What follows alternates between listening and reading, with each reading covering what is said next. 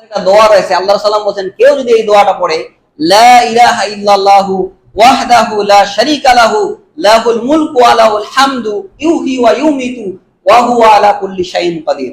এই যে দোয়াটা দেখেন অত্যন্ত গুরুত্বপূর্ণ একটা দোয়া। আল্লাহ সাল্লাম বলেন এই দোয়াটা যদি কেউ পড়ে প্রত্যেক শব্দের বিনিময়ে তার 10টা করে নেকি হবে, 10টা গুনাহ আল্লাহ সুবহানাহু ওয়া তাআলা মাফ করে দিবেন এবং 10টা মর্যাদা আল্লাহ সুবহানাহু ওয়া তাআলা বাড়িয়ে দিবেন। আরেকটা কি, সারাদিন শয়তান তার ক্ষতি করতে পারবে। আরেকটা যেটা ফজিলত হয়েছে, আল্লাহ রাসূল সাল্লাল্লাহু আলাইহি সাল্লাম বলেছেন যে এই দোয়ার কারণে সে যে কোনো পাপ থেকে প্রতিরোধক হয়ে যাবে, সে পাপ করতে পারবে না শিরক ব্যতীত। শিরক ছাড়া অন্য যে কোনো পাপ এই দোয়াটা তাকে বাধা দিবে, খারাপ কাজ করতে পারবে না। হাদিসে এইভাবে রয়েছে।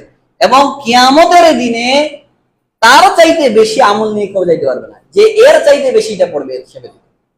সুবহানাল্লাহ। আপনি এই দোয়াটার ফজিলতটা কত বেশি আপনি একটু দেখেছেন? এটাই হচ্ছে তাওহীদ, বুঝতে পারছেন? তাওহীদের যে গুরুত্বটা এত বেশি, এর প্রমাণ হচ্ছে এটা। এখানে কি তাওহীদ বাক্য আছে? লা ইলাহা ইল্লাল্লাহ ওয়াহদাহু লা শারীকা লাহু লাহুল মুলকু ওয়া লাহুল হামদু ইউহয়ী ওয়া ইউমীতু ওয়া হুয়া আলা কুল্লি শাইইন কাদির।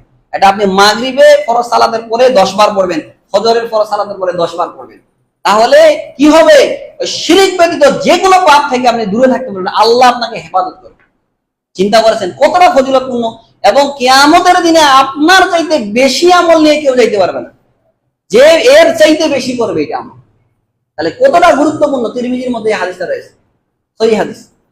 তো যে কথা বলতেছিলাম সম্মানিত উপস্থিতি, যে এই আমলগুলো আমাদের করতে হবে। বিশেষ করে এই কথাটা আমি বললাম যে সালাতের পরে যে সুন্নতি যে দোয়াগুলো রয়েছে এগুলা পড়বেন, এগুলা কোনোদিন মিস করবেন না। অন্তত আয়াতুল কুরসি পড়েন, সুবহানাল্লাহ 33 বার, আলহামদুলিল্লাহ 33 বার, আল্লাহু আকবার 33 বার, একবার লা ইলাহা ইল্লাল্লাহ, এগুলা অন্তত পড়েন। যদি খুবই ব্যস্ত থাকেন তারপরে এতটুকু তো পড়বেন, পড়ে তারপরে আপনি সুন্নাত শুরু করেন। দেখেন আমাদের সমাজে দুইটা খারাপ জিনিস আছে।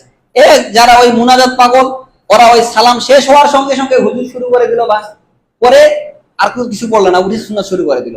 আবার আরেক শ্রেণী আমাদের যারা আহলে হাদিস বলে, ওরা ওই মুনাজাত হয় না, সালাম শেষ হয়ে গেল, সঙ্গে সঙ্গে উঠে সুন্নাত শুরু করে। এই দুইটাই খারাপ। এই কারণে সম্মানিত উপস্থিতি, আপনাকে এই সুন্নাহগুলোর উপরে আমল করতে হবে।